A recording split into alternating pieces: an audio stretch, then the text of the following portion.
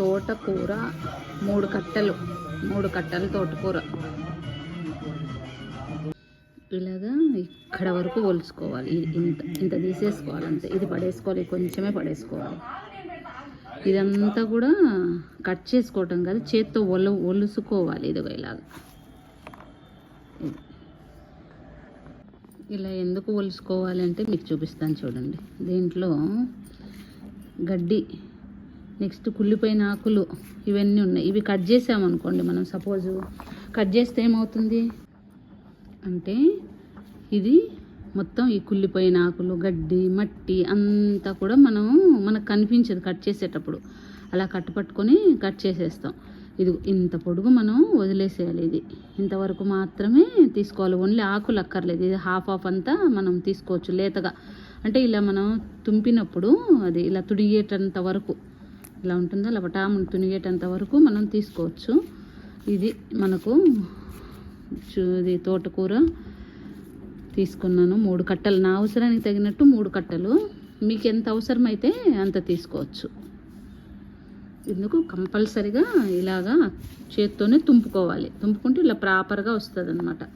చూసారా ఎంత బాగా వచ్చిందో. నేను ఇలా చాట్లో కొలుసుకుంటాను. ఈజీగా ఉంటుంది, గాలికి అది పారిపోకుండా బాగుంటుందని. వెల్కమ్ టు సుమధురం కబుర్లు. ఈరోజు ఒక మంచి కర్రీ చూపించబోతున్నాను. అంటే ఇది ఆకుకూర పిల్లలు తినరు కదా న్యాచురల్గా, ఎలాగోలా వాళ్ళ చేత తినిపించాలన్న ఉద్దేశంతో చేసేటటువంటి కర్రీ అనమాట. దీన్ని తోటకూర వంకాయ పుల్లకూర అంటాం. దానికోసం ఫస్ట్గా 1 కప్పు ఇలాగా కందిపప్పు తీసుకుంటున్నాను. ఇదిగోండి కందిపప్పు కడిగి పెట్టుకున్నాం కదా 1 కప్పు.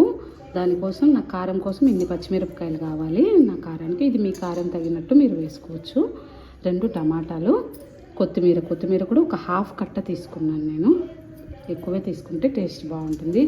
తోటకూర ఇలాగా మంచిగా తీసుకొని శుభ్రంగా ఒలిసి కడిగి పెట్టుకున్నటువంటి తోటకూర అనమాట. ఇది బాగా మట్టి చాలా ఉంటుంది, అందుకోసం మనం చేత్తో ఒలవాలి. ఇలాగ చూడండి, ఇలాగా చేత్తో ఒలిస్తే మంచిగా మట్టి ఎందుకు కట్ చేస్తే ఏమంటే మట్టి అక్కడక్కడ ఉండిపోతుందండి. అందుకోసం చేత్తోనే తుంపాలి. ఇలాగా టమాటా కట్ చేసుకున్నాను, పచ్చిమిర్చి, కొత్తిమీర 1/2 కట్ట, ఇదేమో కందిపప్పు. ఇప్పుడు ఈ తోటకూర నీట్గా కడిగి పెట్టుకున్నాం కదా మనం, ఇది కూడా ఇందులో పెట్టేసుకోవాలి.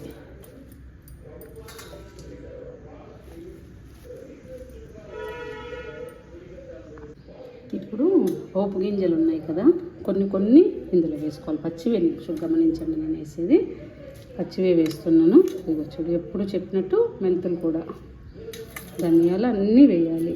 శనగపప్పు, మినపప్పు, జీలకర్ర అన్నీ వేయాలన్నమాట. వేసేసి ఇప్పుడు ఏం చేయాలంటే వాటర్ పోసుకోవాలి మనం. ఇప్పుడు నేను తీసుకున్న దానికి నాకు 1 గ్లాసున్నర వాటర్ అయితే సరిగ్గా సరిపోతుంది.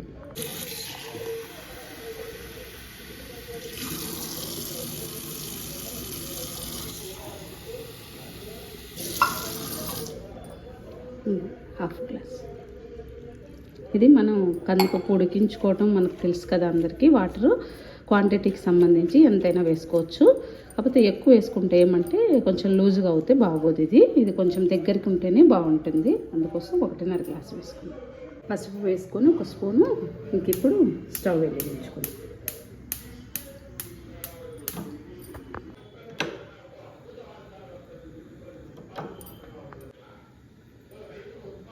స్టవ్ వెలిగించేసుకొని కుక్కర్ మూత పెట్టేసుకోండి. ఎందుకంటే పిల్లలు తినరు కదా, అందుకోసం మనం ఇలా తినిపిస్తే ఏంటంటే టేస్ట్ ఉంటుంది కాబట్టి ఆకుకూర అయినా కూడా తింటారు అన్నమాట పిల్లలు.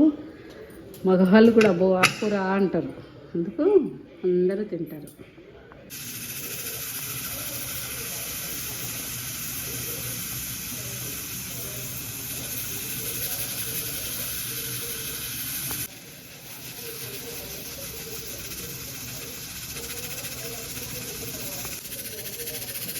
ఇలా 2 విజిల్లు వచ్చాక సిమ్లో పెట్టేసి 5 నిమిషాలు అయిన తర్వాత ఆపేయాలి. పోపు కోసం గరిటె పెట్టుకొని, పోపు గరిటె ఒక 4 స్పూన్స్ ఆయిల్ వేసుకోవాలి. కుక్కర్ చల్లగా అయిపోయింది కదా, అయిపోయిన తర్వాత తీసేసి ఇలాగ ఉప్పు వేసేసుకొని మనకు సరిపడినట్టు దీన్ని మెత్తగా పప్పు గుత్తితో రుద్దుకోవటం. పప్పు గుత్తి లేకపోతే గెరిటెతో చేసుకున్నా కూడా మెత్తగా వస్తుంది. ఇలాగ వెల్లుల్లిపాయ పచ్చిది ఇలాగ ఒక 4 పాయలు ఇలా దంచుకోవాలి. ఇలాగ ఒక 4 పాయలేమో ఇలా పోపు కోసం పెట్టుకోవాలి. 1 కిలో ఉల్లిపాయ ఇది పచ్చిదే ఇందులో వేసుకోవాలి. పచ్చిదే వేసుకోవాలి, ఎందుకంటే ఈ పచ్చిది పడితే టేస్ట్ అదొక డిఫరెంట్గా ఉంటుంది. ఇలా చూసారా వాటరు ఇలా ఎక్కువ వేసుకుంటే ఏమంటే లూజ్ అయిపోతుంది. ఇది పుల్లకూర కాబట్టి ఇలా గట్టిగా ఉండాలి. దీన్ని పుల్లకూర అంటారు. పోపు కోసం గరిటె పెట్టుకొని ఇప్పుడు మనం అన్నీ వేసుకోవాలి. ఆవాలు, జీలకర్ర కొంచెం ఎక్కువగా, ధనియాలు మంచి ఫ్లేవర్ వస్తుందండి దీనికి, అందుకు కాబట్టి 1 స్పూను శనగపప్పు, 1 స్పూను మినపప్పు, కొన్ని 4 మెంతులు కూడా వేసుకుంటాం. ఇవి చిటపటమన్న తర్వాత ఇలాగా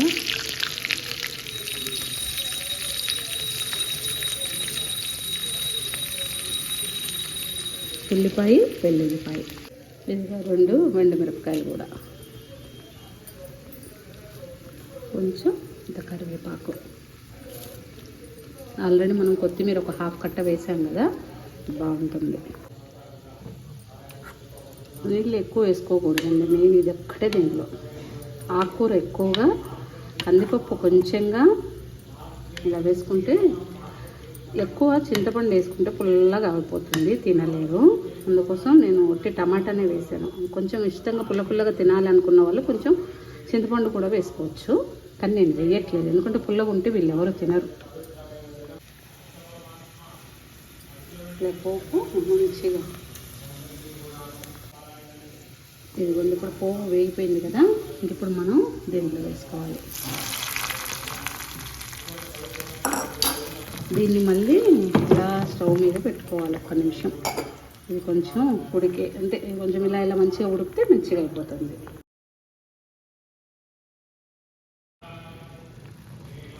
ఇలాగా మంచిగా అన్నప్పుడు 1 నిమిషం అలా కట్ చేసుకుంటే ఇంకా చాలు. ఎందుకంటే మనం పోపు పెట్టాక అదంతా మంచిగా దీనికి పట్టాలి అంటే ఇలా 1 నిమిషం ఉడికించుకుంటే అది టేస్ట్ పెరుగుతుంది. జస్ట్ అలా పోపు వేసి ఊరుకోకుండా ఇలా చక్కగా పెట్టేసి కొంచెం ఇలా నెయ్యి వడ్డించేసుకొని మనం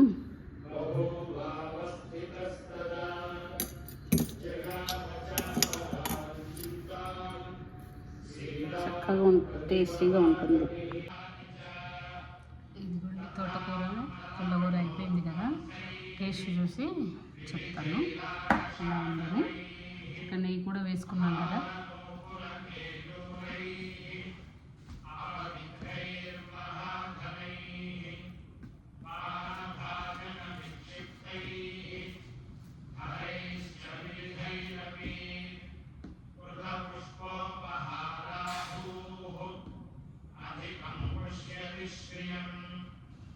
తోటకూర పుల్లకూర టేస్ట్ తీసుకున్నాం.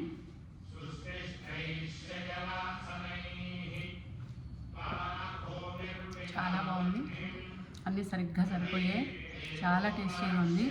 అందరూ కూడా ఒకసారి తోటకూర పుల్లకూర ట్రై చేయండి. Thank you for watching.